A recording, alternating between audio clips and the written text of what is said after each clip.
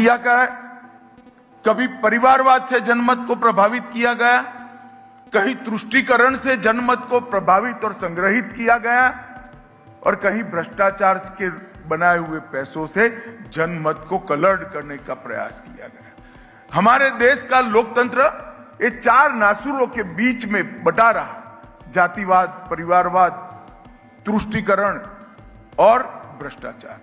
नरेंद्र मोदी जी ने 10 ही साल के अंदर चारों नासुरों को समाप्त कर जातिवाद, परिवारवाद, भ्रष्टाचार और तुष्टीकरण की जगह पॉलिटिक्स ऑफ परफॉर्मेंस का स्थापना किया, और आज देश सच्चे लोकतंत्र की दिशा में जा रहा है।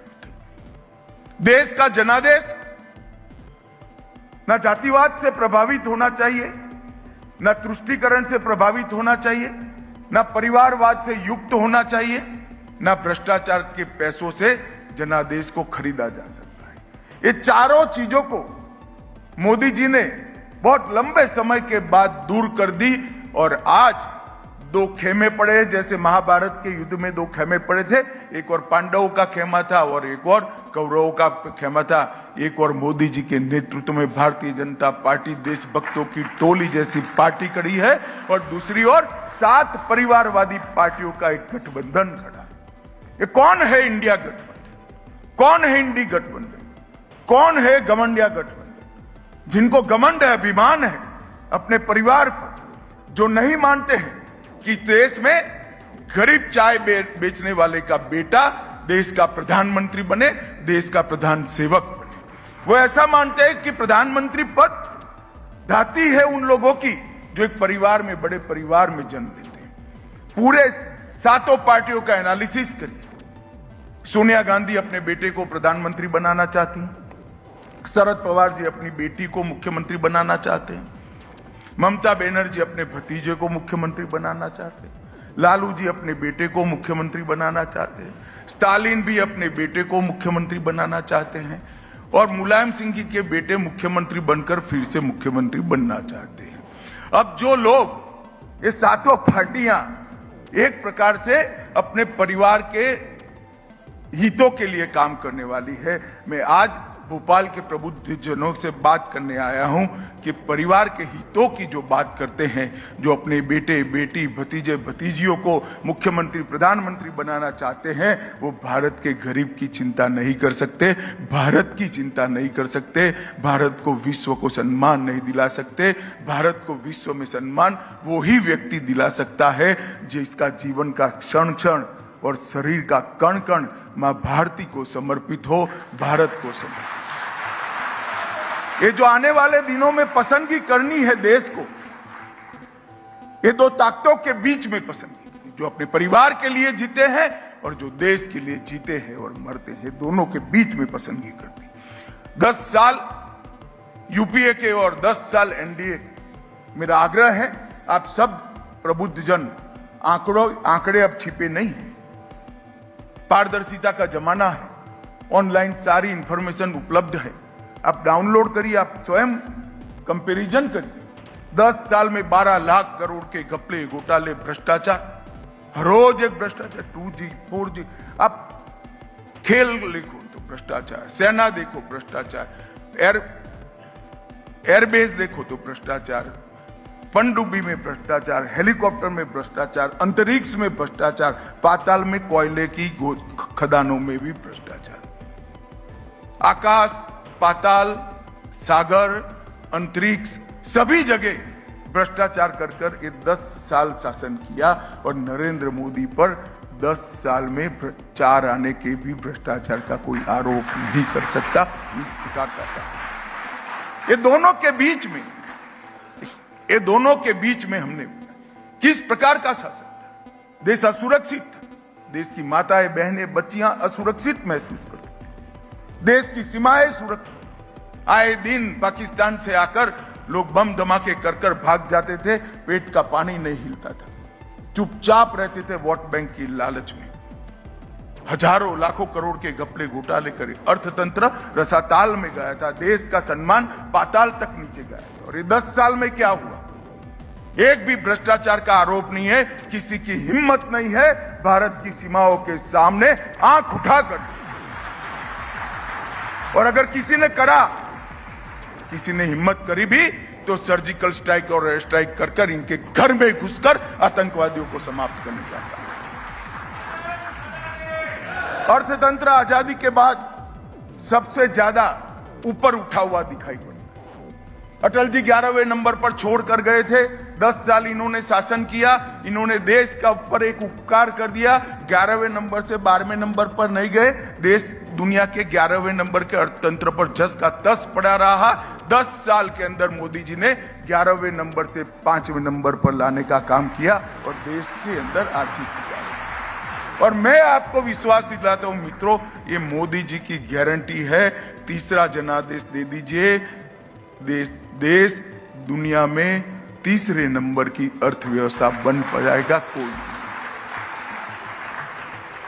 देश को सुरक्षित करने का काम मोदी जी ने किया, भ्रष्टाचार को समाप्त करने का काम किया है, विकास के रास्ते पर द्रुत गति से देश को आगे ले जाने का काम नरेंद्र मोदी जी ने किया है। लद्दाख से लक्षद्वीप तक, पूर्वोत्तर से पंजाब तक, किसान से विज्ञान तक, सेल्फ हेल्प ग्रुप से लेकर स्टार्टअप तक और सहकारिता से स्पेस तक, हर क्षेत्र के अंदर नए आयाम भी गढ़े हैं, नई नीतियां भी बनाई है और नीतियों को जमीन पर उतारने का काम भी नरेंद्र मोदी सरकार ने किया। मनमोहन सिंह जी की सरकार को नरेंद्र मोदी जी ने 40 प्रकार की नीतियां बनाई और नीतियां भी कैसी बनाई, नीतियों को एक एक उठाकर देखिए। मेरा आप सबसे आग्रह है, एक बार नई शिक्षा नीति को आप देख लीजिए। 30 साल के बाद इस देश की नई शिक्षा नीति मोदी जी लेकर आए हैं। ये हर नीति, कोई भी नीति उठाकर देखिए, देश की मिट्टी, देश का ढंग, देश की हवा और देश का रंग, ये चारों अपनी नीतियों में मिलेगा। कहीं गुलामी की निशानी नहीं। मोदी जी ने इस देश को गुलामी की निशानियों से मुक्त करने का काम किया है। मोदी जी ने इस देश में से हीन भाव दूर करने का काम किया है। भारत सब कुछ कर सकता है, भारत विश्व में सर्वप्रथम बनने के लिए है और यही स्थान, इस स्थान पर अधिकार अगर किसी एक देश का है तो भारत का है। ये आत्मविश्वास बनाने का काम नरेंद्र मोदी जी ने किया। हम दुनिया की सबसे पुराना लोकतंत्र और हम दुनिया का सबसे बड़ा लोकतंत्र है। हमारा दायित्व है कि लोकतंत्र के इस महान पर्व के अंदर हम जनादेश को पूरी सूझबूझ के साथ बनाएं। हम किसी नेता या किसी पार्टी के खोखले वादों के आधार पर न जाएं। पार्टी ऐसी चुने जिसने जो वादे किए हैं पूरे किए। पार्टी ऐसी चुने जिसने जो कहा है वो करती है और पार्टी ऐसी चुने जिसमें भविष्य देखने की मादा हो, भविष्य की कल्पना करने का मादा हो, भविष्य का लक्ष्य तय करने का। भारतीय जनता पार्टी ने जो किया है, कहा है, वो कहा है, किया है। मैं आज आपको बताना चाहता हूं, हमारी नीतियों में मानवीय संवेदना है, हमारी नीतियों में सर्वस्पर्शीय सर्वसमावेशी विकास का दृष्टिकोण है, हमारी नीतियों में महान भारत के निर्माण का संकल्प है, हमारी नीतियों में भ्रष्टाचार और तुष्टीकरण को समाप्त करने की दृढ़ता है और हमारी नीतियों में अभेद सुरक्षा वाले महान भारत की रचना का संकल्प भी हमारी नीतियों के अंदर निश्चित रूप से आप दे सकते हैं। मित्रों, आपने 2014 में जब मोदी जी को मौका दिया और आज मोदी जी ने इस देश को 10 साल में पूरी दुनिया आश्चर्यचकित होकर देख रही है। जो लोग विदेश जाते होंगे उसको मालूम पड़ा होगा, पहले भारत से जाते थे तो थोड़ा आपको रिस्पांस कम मिलता होगा। आज भारत का पासपोर्ट देखते ही कहते हैं कि मोदी के भारत से आप आए हैं ना। ये परिवर्तन दुनिया के अंदर एक 10 साल में, ये 10 साल के अंदर मोदी जी ने देश को भ्रष्टाचार से मुक्ति दी है, जातिवाद से मुक्ति दी है, परिवारवाद से मुक्ति दी है, तुष्टीकरण से मुक्ति दी है, इंफीरियरिटी कॉम्प्लेक्स से मुक्ति दी है। आज हम अपनी भाषा में पर पूरे विश्व में गौरव के साथ बोलते हैं। मोदी जी दुनिया में किसी भी वैश्विक सम्मेलन में जाते हैं तो सीना चौड़ा कर कर हिंदी में बोलते हैं, पूरी दुनिया उनको सुनती है। एक गौरव आज मोदी जी ने देश को दिया है। देश को आतंकवाद से मुक्ति दी है, देश को उग्रवाद से मुक्ति दी है और देश को गुलामी के प्रतीकों से मुक्ति की है। कांग्रेस ने हर चीज का विरोध करने का तय किया है। हम नई पार्लियामेंट बनाते हैं तो कहते क्या जरूरत है पार्लियामेंट? किंग पंचम जॉर्ज ने बनाया हुआ राजमार्ग जो अंग्रेजों की गुलामी का प्रतीक, वो राजमार्ग की जगह कर्तव्य पथ बनता है और वहां किंग पंचम जॉर्ज की जगह सुभाष बाबू का पुतला लगता है तो भी ये विरोध है। मित्रों, 2014 से 24 साहसिक फैसलों, दूरगामी निर्णयों और उज्जवल भविष्य के संकल्प का 10 साल है। मैं आज आपको बताने आया हूं, हमने संकल्प रखा था देश के सामने, हम इस देश में से धारा 370 को हटाकर समाप्त कर देंगे।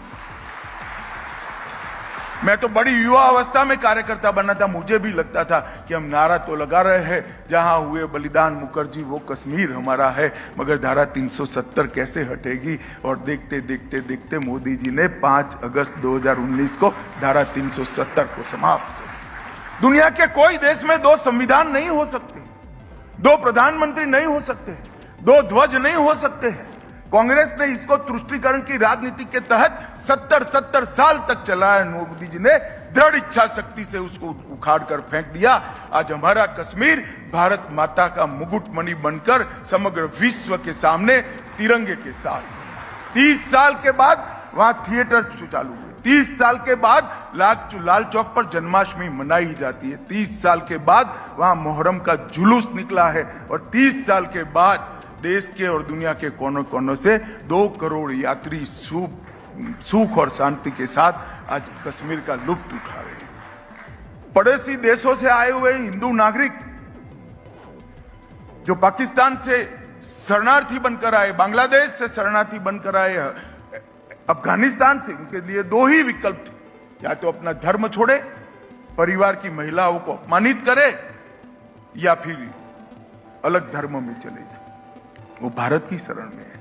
उनको नागरिकता देने का देश की आजादी के वक्त वादा था, जो वहां से आएगा उसको हम नागरिकता देंगे। हिंदू, बौद्ध, सिख, जैन, ये सारे लोगों को नागरिकता देने का वादा 70 साल से समाप्त नहीं होता था। मोदी जी ने सीएए लाकर 1 करोड़ों लोगों को नागरिकता देकर आजादी के समय का वादा हमने समाप्त किया। ट्रिपल तलाक इस देश पर एक कलंक था। इस देश की मुस्लिम माताओं बहनों को अधिकार नहीं मिलता था। कोई भी व्यक्ति उनको अपमानित कर आधी रात को घर से बाहर निकाल देता था। उनके आने वाले जीवन की कोई व्यवस्था नहीं थी। मोदी जी ने ट्रिपल तलाक को भी समाप्त कर दिया। बैंक के बैलेंस शीट सुधरी है। पहले फोन पर बैंकिंग चलता था, अब कागज पर बैंकिंग चलता है, मेरिट्स में बैंकिंग चलता है। भारत की बैंकों के शेयर दुनिया की सभी बैंकों में टॉप पर है। ऐसी बैंकिंग व्यवस्था ये 10 साल के अंदर बनाई। किसानों के लिए स्वामीनाथन आयोग की नीतियों को हमने माना, 150% तक एमएसपी का रेट तय किया और 1 रैंक 1 पेंशन का मसला भी हमने समाप्त कर दिया। 40 साल से जिन्होंने अपने जीवन के सुवर्ण काल, युवानी का पूरा जीवन सरहद पर बिताया, देश के लिए खर्च करा, कई लोग शहीद भी हो गए, उनको 1 रैंक 1 पेंशन का फायदा नहीं मिलता था।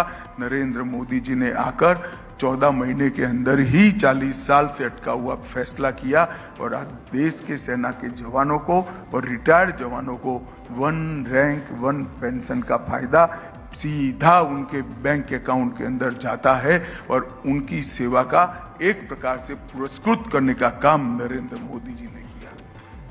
मित्रों, आतंकवाद 3 हॉटस्पॉट थे, जम्मू कश्मीर, पूर्वोत्तर और वामपंथी उग्रवाद। अपना मध्य प्रदेश भी वामपंथी उग्रवाद से लिप्त था।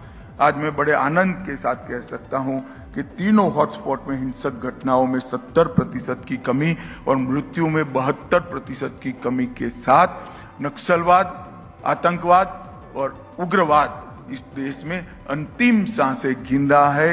एक और बार जनादेश दीजिए, इनका निकलना वो तय हो जाएगा। गरीब कल्याण के लिए हमने ढेर सारे काम, इस देश के 13 करोड़ माताओं को गैस का सिलेंडर दिया। वो आज के जमाने में भी चूल्हा फूंकती थी। 11 करोड़ घर ऐसे थे जहां शौचालय ही नहीं था। यहाँ तो बड़े प्रबुद्ध जन बैठे हैं, सोचते होंगे कि अमित भाई क्या बात कर रहे हो, 21वीं सदी में शौचालय की बात कर रहे हो।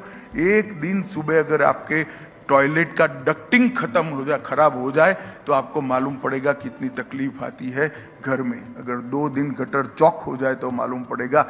70 साल तक वो गरीब माताएं, बहनें, बच्चियां शौचालय के बगैर हर रोज सुबह शर्म महसूस करती थी। नरेंद्र मोदी ने इनकी शर्म को पहचाना और 11 करोड़ से ज्यादा शौचालय बनाकर उनको सम्मान और इनकी अव्यवस्था दूर करने का काम नरेंद्र मोदी जी ने किया। मित्रों, कई घर ऐसे थे, 60 करोड़ लोग ऐसे थे जिनके परिवार में एक भी बैंक अकाउंट नहीं था। आज एक भी परिवार ऐसा नहीं है जहां बैंक अकाउंट नहीं है। 60 करोड़ गरीबों को 5 लाख तक की पूरी स्वास्थ्य की सुविधाएं फ्री ऑफ कॉस्ट कर दी। 80 करोड़ लोगों को हर महीना प्रति व्यक्ति प्रति माह 5 किलो अनाज फ्री ऑफ कॉस्ट देने का काम भारतीय जनता पार्टी की मोदी सरकार ने किया। 14 करोड़ लोगों के घर में शुद्ध पीने का पानी नल से भेजने का काम नरेंद्र मोदी जी ने किया। सालों तक, दशकों तक ये बेसिक सुविधाओं से इस देश का गरीब इधर उधर याचना करता था, आंदोलन करता था, निराश होकर बैठ गया था। वो देश की विकास की प्रक्रिया में जुड़ता ही नहीं था। इसका तो पूरा जीवन बेचारे का एक कुटिया बन जाए, घर में कभी गैस आ जाए, घर में शौचालय बन जाए तो बहुत बड़ी बात है। नल का तो आना ही नहीं है और पूरा बाकी बचा जो समय था वो खाना बटोरने में जाता था। मोदी जी ने एक साथ 10 साल में ये 60 करोड़ लोगों की सारी बेसिक सुविधाएं समाप्त कर उसको देश के विकास के साथ जोड़ने का काम किया है। और एक अलग भारत जो 60 करोड़ लोगों का बना था उसको हमारे साथ मिलाकर एक महान भारत की रचना की यात्रा में इस 60 करोड़ गरीबों को शामिल करने का काम देश के प्रधानमंत्री नरेंद्र मोदी जी ने किया है। मित्रों, किस प्रकार से कोई नेता आपदा के समय देश का नेतृत्व कर सकता है, उसके क्या चमत्कारिक परिणाम है मैंने खुद देखा है। मैं गृह मंत्री था, कोरोना आया, ये सहस्त्र वर्ष की सबसे कठिन घड़ी थी मानवता के लिए। पूरी दुनिया चिंता कर रही थी भारत में क्या होगा। लगता था कि लाशों के ढेर लग जाएंगे, अंबार लग जाएंगे। अपने देश की वो चिंता नहीं करते थे, भारत की चिंता, और उचित भी था क्योंकि हमारा हेल्थ इंफ्रास्ट्रक्चर इतना तैयार नहीं था और इसकी कोई रास्ता भी नहीं था। मोदी जी ने सबको कहा कि जनता कर्फ्यू मनाइए। लाल बहादुर शास्त्री ने कहा था शनिचर को चोखा मत खाइए। इसके बाद पहली बार किसी प्रधानमंत्री की अपील पर 130 करोड़ लोग 24 घंटा कोई कर्फ्यू के ऐलान के बगैर घर के बाहर नहीं निकले और लॉकडाउन का संस्कार डालने का काम नरेंद्र मोदी जी। उन्होंने थाली बजाना कहा, थाली बजाई। उन्होंने दिया जलाना कहा, दिया जलाया। मजाक करने वाले कर रहे हैं। राहुल बाबा जैसे लोग उस वक्त मखौल उड़ाते थे, उनको मालूम नहीं था एक सामूहिक लड़ाई करने के लिए जनता का मन तैयार किया जा रहा है। पूरी दुनिया में कोरोना में तकलीफ पड़ी, भारत सबसे कम तकलीफ के अंदर बाहर आ गया क्योंकि पूरी दुनिया में अकेली सरकारें कोरोना के खिलाफ लड़ी। यहां सरकार तो लड़ी 130 करोड़ की जनता भी कोरोना के सामने लड़ी, इसलिए हम सफल। मित्रों, वैक्सीन, दुनिया में कहीं भी वैक्सीन की इजाद हो, वैक्सीन का शोध हो, यहां आते आते 4 दशक लगते थे। इस बार वैक्सीन बनाने वाले पहले 5 देशों में भारत शुमार था और 130 करोड़ लोगों को कोई परेशानी बगैर, कोई अफरा तफरी बगैर वैक्सीन का टीका लगाने का काम टेक्नोलॉजी का उपयोग कर मोदी जी ने समाप्त कर दिया और 2-2 टीका सबको लगा दिया। मेरी बहन अमेरिका रहती थी, वो आना चाहती थी मगर सर्टिफिकेट चाहिए था वैक्सीनेशन का। तो मुझे फोन आया कि सर्टिफिकेट नहीं मिला है, हम कैसे आए। मैं कहूँ क्या 3 महीना हो गया वैक्सीन लिए, सर्टिफिकेट क्यों नहीं मिला? कि हमारे यहाँ नहीं बना है। अपने यहाँ तो वैक्सीन लिया नहीं, कॉफी पी नहीं और मोदी जी की हंसती हुई फोटो आपके व्हाट्सएप पर आ जाती थी कि आप वैक्सीनेटेड हैं। टेक्नोलॉजी का इतना अद्भुत उपयोग शायद ही किसी देश ने किया और हमने कोरोना पर विजय प्राप्त की। 130 करोड़ लोगों को सिर्फ टीका नहीं लगा, दुनिया के 100 देशों को टीका लगाकर विश्व मित्र की भूमिका भारत ने निभाई और 100 से ज्यादा देशों की आबादी भारत को धन्यवाद कह रही है कि हमारे तक तो टीका पहुंचता ही नहीं, अगर उचित दाम में भारत टीका पहुंचाता नहीं। तो कोरोना के अंदर एक अद्भुत नेतृत्व क्षमता का मोदी जी ने परिचय कराया। दुनिया की कई सारी समस्याएं, पर्यावरण की समस्या, तो इसके लिए green technology, nano fertiliser, natural farming, कई नए उभरते हुए क्षेत्र, सेमीकंडक्टर, इलेक्ट्रॉनिक मैन्युफैक्चरिंग, ड्रोन, अंतरिक्ष, कई सारे नए, ग्रीन हाइड्रोजन का निर्माण, बायोफ्यूल का निर्माण, ये सारे क्षेत्रों में के अंदर आज भारत फाउंडर मेंबर का स्टेटस एंजॉय कर रहा है। और ये सारी उभरती हुई चीजें आने वाले दिनों में दुनिया की अर्थव्यवस्था को तय करने वाली है। फाउंडर मेंबर जो होता है वो लीड करता है। आने वाला दशक विश्व में भारत को लीड करने का दशक है, ऐसी नींव ये 10 साल के अंदर